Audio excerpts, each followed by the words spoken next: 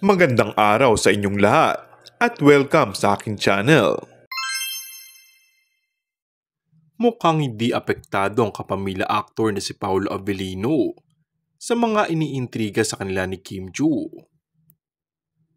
Tinutokso siya ngayon dahil sa mga sweet moments nila ni Kim sa ibang bansa. What you see is what you get, ang naging sagot niya sa naging panunukso sa kanya. Nag-viral ang mga litrato at video nila kung saan parang may sariling mundo umano ang dalawa habang nasa loob ng isang resto bar. Magkasama at hindi mapaghiwalay ang dalawa nang makuna ng litrato at parang nagulat pa umano si Paolo na may fan na nakakita sa kanilang dalawa. Nagsimulang mag-react ang netizens. Mas marami ang kinilig at nagsabing umaamin na lang daw ang mga ito para hindi na nagtatago.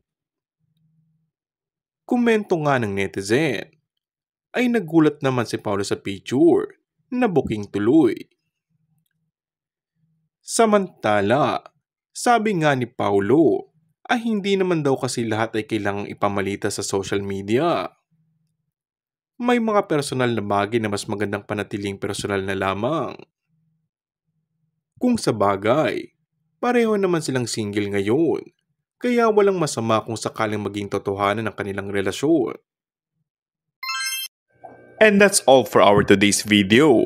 Kung bago ka lang sa aking channel ay mag-subscribe at pindutin na rin ang notification bell. Maraming salamat!